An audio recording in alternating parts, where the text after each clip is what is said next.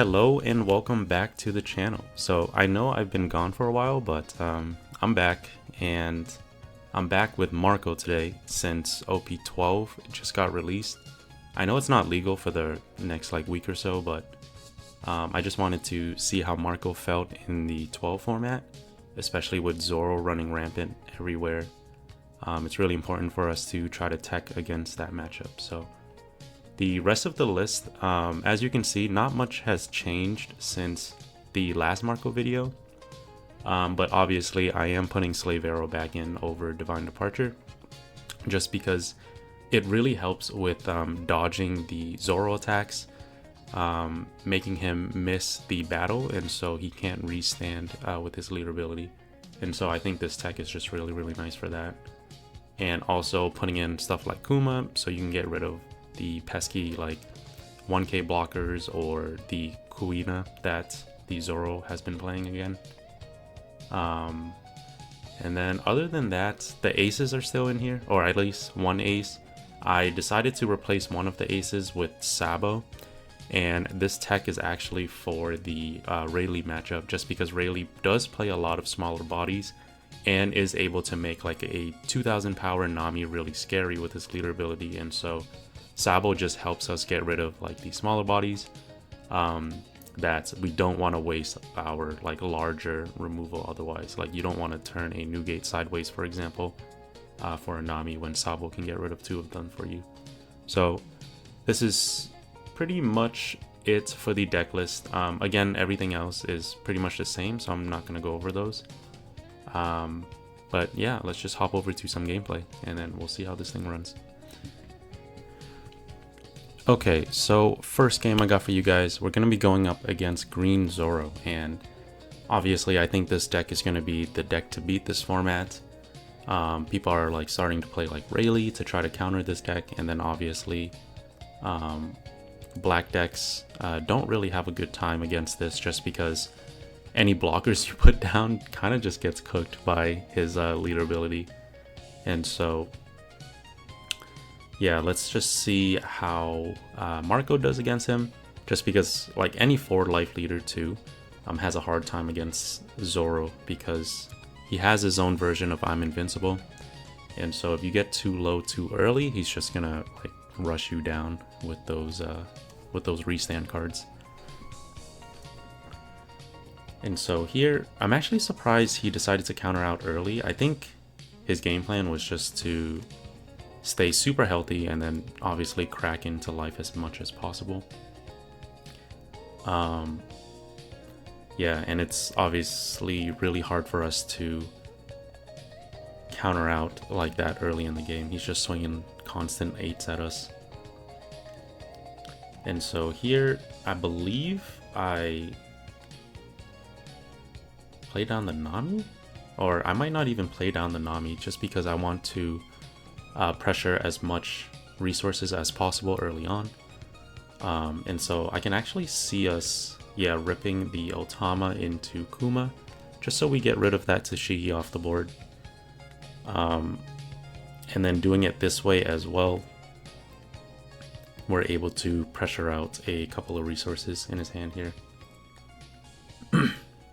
And I know that sequencing was a little weird, but I had to do it that way just because Kuma had to go down after Monet's ability, and then Ivankov had to swing after Kuma came down, just so we can get the draw off of his on-attacking ability. And so here is where it starts to get a little scary, honestly, just because he did see another Tsushigi. He doesn't have many cards in hand, but he still has 5 life left. And so yeah, it's going to be really tough for us to try to grind them out, right? And so here we have the Slave Arrow and able to pop his Tashigi here.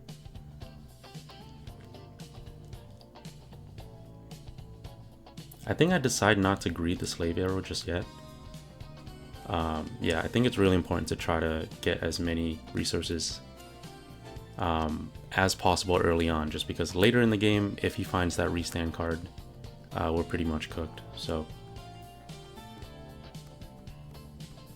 Yeah, at this point, he's just going to swing Dumb Heavy into the Newgate. Here we have to counter out. We don't have two 2Ks. But yeah, definitely worth to rip apart our hand a little bit here. And then obviously taking that 11K swing at life. And then taking the next one as well. And so this is why Nami is really important in this matchup, or even just like any blockers. Because as you can see, we're going to be able to block out of his swing. It doesn't matter if he decides to swing at life or at one of our characters. We're going to be able to block with Nami, and then obviously using the Slave Arrow, it's going to bounce her to hand, which means that he'll miss timing on his when attacking, or his activate main ability.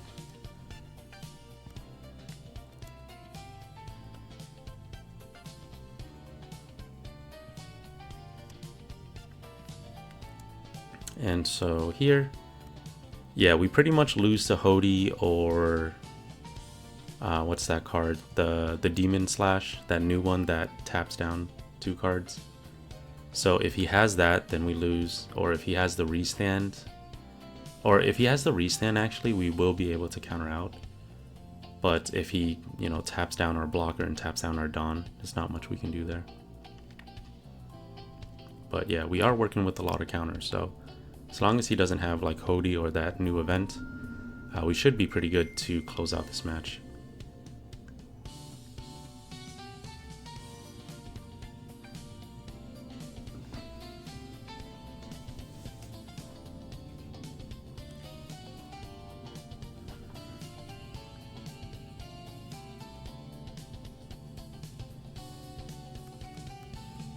Yeah, so he loads up his Zoro here, swinging 13 at lead. I didn't want to do the math to see if we had it or not. I think we did anyways, because we had 2 Slave Arrows. But with the resources in his hand, it's more than enough for us to close out, right? So I start off with a 7K. Or yeah, taking out his Yori first. But then we swing in 7 with lead here.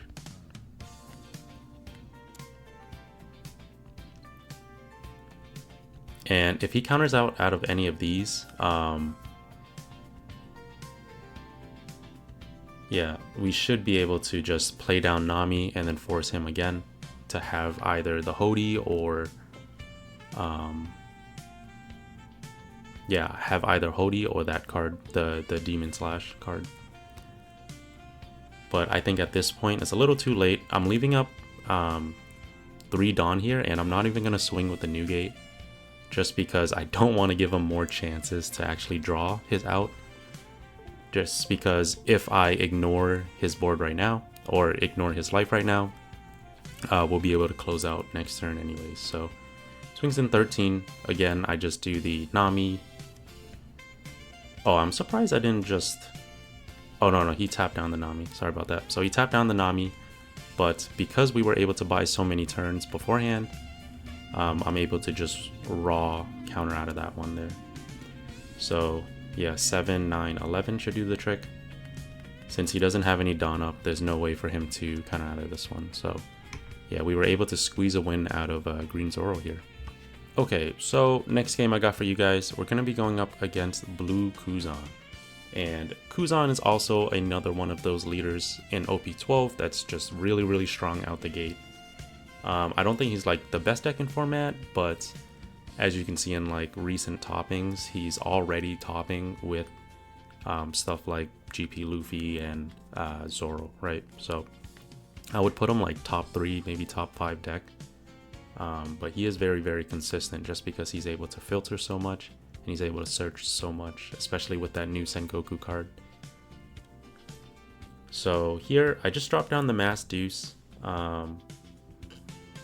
Yeah, just because we have the Monet in hand, Mass Deuce, if he puts down any like 3-drop that we want to get rid of, then we'll be able to do that with the Mass Deuce effect. So I don't want to give him like 2 free life just yet, and so I counter out with the Duval. just because the Monet obviously is one of our key pieces. And here, I don't want to turn the Monet sideways actually. And so I misplayed here. I haven't played in a while, as you can see. And I forgot I reduced the TCG down to 0 already. So obviously, if we were to redo that, the mass deuce would just swing in 3k into 0. And then we could swing in 7 with our leader, but he took the hit anyways, so it doesn't matter too much. That way we can leave our Monet standing. And yeah, he's actually forced to use the Suru here just to get that Monet off the board. So I'm swinging 5 at lead here, probably just dropping down the Nami. Oh, I end up dropping the Monet and Chopper. And yes, I think that's the correct play, just because Kuzan bodies being 8k power, you need ways to reduce it just that little bit more, and Monet helps you do that. So that like Rayleigh can reach the threshold, or Newgate can reach the threshold, and then you don't have to like waste Rayleigh before you drop down a Newgate.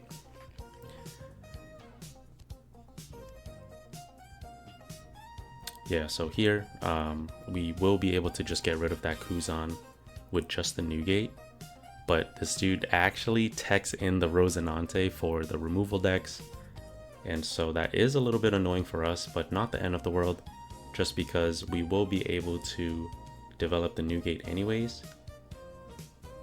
But I think at this point, because he put that card down, Newgate's probably not the best choice. I think I end up throwing down the Rayleigh here, just because then the Kuzan will be a 5k body, and the Suru will be a 2k body. Yeah, and that way he's forced to use the Rosinante effect on itself, and we will be able to just swing into that with like the Monet here. If he does want to counter 2 into 1, that's good for us too, just because he already gave us a card out of hand to keep this Rosinante alive.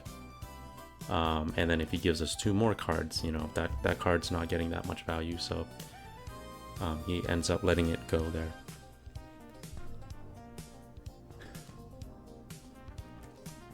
And he does answer with a Garp here. Garp is totally fine. Yeah, I think we'll take the free block when we can. And then a 5k swing at lead. Probably countering with the Nami here. Or I could take this as well, just because we do have Honesty Impact coming up. And so we should be able to pressure his board pretty hard here. Yeah, I think I contemplated either playing the Newgate or the Honesty Impact. But yeah, Honesty Impact would allow us to pressure him harder in terms of resources out of his hand, because we can make his Kuzan a 4k body, getting rid of the Aramaki. Yeah, so I probably put the Monet on top so that after we Honesty Impact, Ivankov can cheat out the Monet. So here, let's just see how much he wants to defend this Kuzan. So we swing in 8 into 4. That means that he has to give us the event out of his hand. And I think I contemplated swinging like another 8 at this, or just swinging in 6. But obviously, oh, he ends up surrendering anyways, but I think swinging in 6 would have been the right play, just because if he goes down to 1 card in hand, he's pretty much cooked, right? Because if he turns any of his bodies sideways, we'll be able to trade into it next turn, and he'll have no standing bodies. Especially with Newgate still in hand, we'll be able to even KO his bodies that aren't sideways. So yeah, able to take a pretty tough win against Kuzan. Honestly, once he gets going with these 8k bodies and the Monkey D Garp, it's really hard to get rid of these taller bodies off the board. So let's just... Okay, so finally we're going to be going up against GP Luffy, and I know that green purple Luffy isn't hasn't changed much from OP11 to OP12, but he is another deck that's going to be pretty prevalent this format. With Kuzan and with Zoro, he's already topping some of the larger events. And yeah, it's just really important that you know how to maneuver this matchup. I think honestly this matchup is a little easier for Marco. But yeah, you just need to make sure that you prioritize like Robin. Kuma's not super important, but yeah, Robin, Monet, and Newgate's gonna be your game winners here. It's really important to note as well that some GP Luffy players are playing Electric Luna again. And so if you have the opportunity to play like Rayleigh over Newgate, be sure to prioritize that Rayleigh if they have like a lot of cards in hand. For example, just because if you get Electric Luna after your Rayleigh turns sideways, it's going to be a really tough game for you to come back because that's a lot of tempo lost. So he swings in 5 here. I decide to counter out of the first swing just because he's going to be swinging in again. Really didn't want to give him free cards out of hand, right? So, or free life early on, sorry. And so I think at this point, I'm just going to develop as many bodies on board as I can. And then we're probably going to ignore this Nami here just because his later games or his later turns, he's going to want to drop his Spuds and his Zorojoros. And so I'm just going to completely ignore that Nami. And thanks to the Monet and Robin, as I mentioned earlier, we will be able to deal with his Spud here.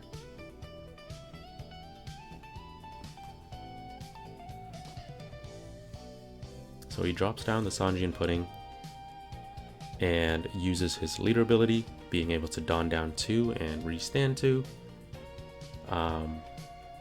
But swing in 7 already, so I think I end up taking the 7k swing. And then Slave Arrow is really good for us just because if we have that as counter, it's going to be really, really strong to keep us alive, especially when he drops that Rush Luffy that can restand, and so restand himself.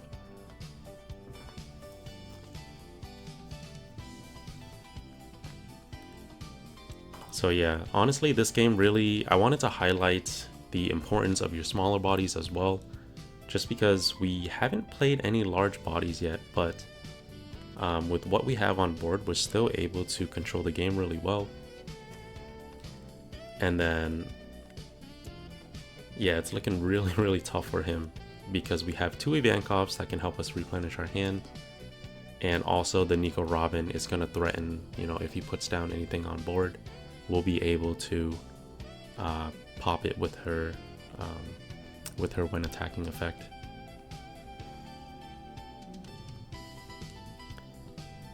So he swings in 3 into 3 here. I decide to give him the 1k just because Monet is a very strong card, especially for our combos.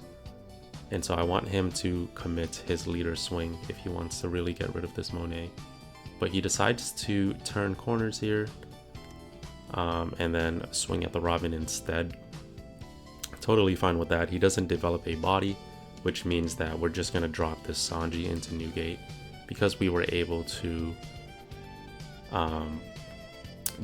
stack our deck with the Duval, I feel totally fine just doing this here.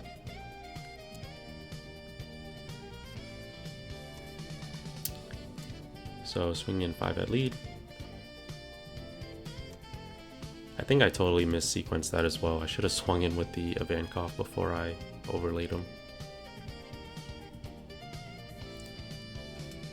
But yeah, at this point, there's really no way for him to come back unless he hits like a Luna. But again, Luna is not going to be very impactful because our Newgate is still standing. So the Luffy comes down. And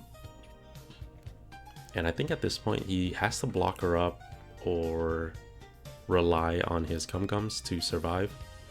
But yeah, we're looking really, really strong here. Because of the Sanji developing the Newgate as well, it's just going to be 2 tall swings coming at him every turn.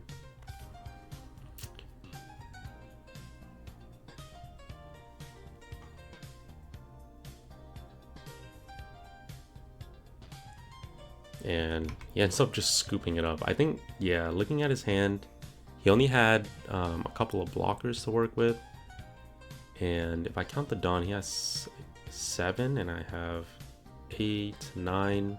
Yeah, he couldn't even drop the Sanji down for the 3 Dawn, so even if he left all of his Dawn up, I guess he could have survived one turn, but there was no way for him to realistically close out the match, right? So yeah, able to take a pretty easy win against GP Luffy this format. So that's pretty much it for the deck list. I know, the deck list is a little iffy right now, I'm not gonna lie, just because this is the first iteration of OP12. But it feels pretty good. It's not gonna be, I don't think it's consistent enough to like consistently beat, stuff like Zoro. I haven't done much testing with Sakazuki yet, just because Sakazuki's not available in the sim. So yeah, I'll keep you guys updated on how this deck performs in the future, and I hope you guys enjoyed the video. Peace.